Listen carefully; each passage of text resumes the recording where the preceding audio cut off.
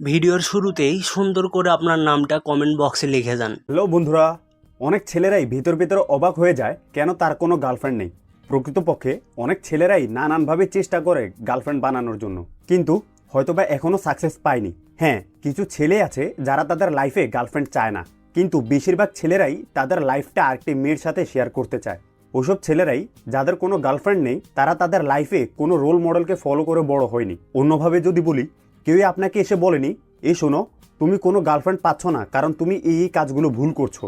একটি সারাংশ আছে, ছোট ছোট বালুকণা বিন্দু বিন্দু জল গড়ে তুলি মহাদেশ সাগর অতল। মানে হলো ইন লাইফ ছোট জিনিসগুলোই বেশি মূল্যবান, যার মানে হলো ছোট ডিটেলসগুলোই সব কিছুর ডিফারেন্স তৈরি করে।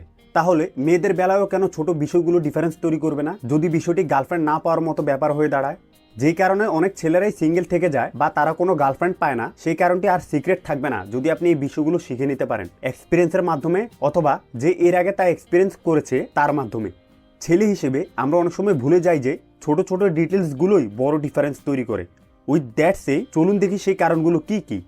নাম্বার 1, কোনো সামাজিক অবস্থা না থাকা। কোনো সামাজিক অবস্থাই না থাকা ফার্স্ট মেজর রিজন, যার কারণে অনেক ছেলেরাই গার্লফ্রেন্ড বানাতে পারে না। কোনোভাবেই এটি অস্বীকার করা যায় না যে একজন মানুষের সামাজিক অবস্থা তার জন্য অনেক বেশি পাওয়ারফুল। ইনফ্যাক্ট এটি হচ্ছে সহজ এবং সব থেকে পাওয়ারফুল টুল, যেটি আপনি সহজে গার্লফ্রেন্ড পাওয়ার জন্য বা কারোর সাথে জড়ানোর জন্য ইউজ করতে পারেন। মানুষ হিসেবে আমরা ন্যাচারালি পপুলারিটি, ভালো সামাজিক অবস্থা এগুলোর প্রতি অ্যাট্রাক্টেড হই। আপনার ভার্সিটি বা কলেজের সব থেকে পপুলার মেয়ের কথা চিন্তা করুন, সে প্রবাবলি হয়তোবা অনেক সুন্দরও।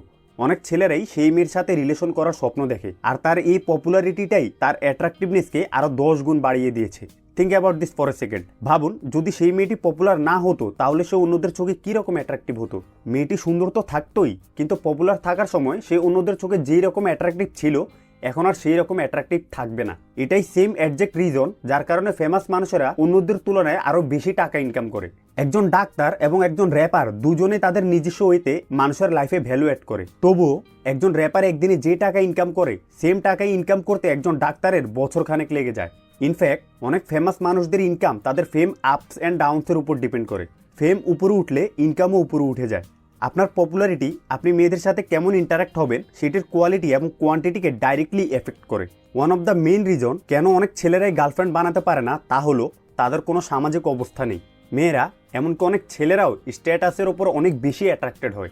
সেজন্য গ্রুপ অফ ফ্রেন্ড সার্কেলগুলোতে দেখবেন যেই ছেলে বেশিরভাগ পার্টি শার্টি দেয় বা যার দামে বাইক বা কার আছে তাকে অন্যরা সবাই সুপ্রিয়র মনে করে এবং মেয়েরা তার প্রতি একটু বেশি ইন্টারেস্টেড দেখায়। যে ছেলের তেমন একটা ফ্রেন্ডস নেই এবং সমাজে যার তেমন কোনো অবস্থান নেই, তার জন্য গার্লফ্রেন্ড পাওয়াটা অনেক টাফ হয়ে যায়। সো সবথেকে ইজিয়েস্ট ওয়েতে ইনস্ট্যান্টলি সামাজিক অবস্থার উন্নতি করার ওয়ে হচ্ছে, যেটি কিনা মেয়েরা চায় একটি ছেলের সাথে হুক আপ করার আগে, তা হলো সোশ্যাল সার্কেলগুলোতে নিজেকে যুক্ত করা, বা যেসব সার্কেলগুলোতে মেয়েরাও আছে বা তারা জানে ওইসব সার্কেলগুলোর সাথে ফ্রেন্ড হওয়া। নতুন নতুন গ্রুপ অফ ফ্রেন্ড সার্কেলগুলোতে যুক্ত হন যাতে আপনার গার্লফ্রেন্ড বানানোর পথ সুগম হয়। মন খারাপ করেন না, এই যে এতটুকু ভিডিও হলো অথচ এখন আপনারা লাইক করেননি ভিডিওতে, এটা কোনো কথা হলো ভাই? প্লিজ একটা লাইক করে দাও।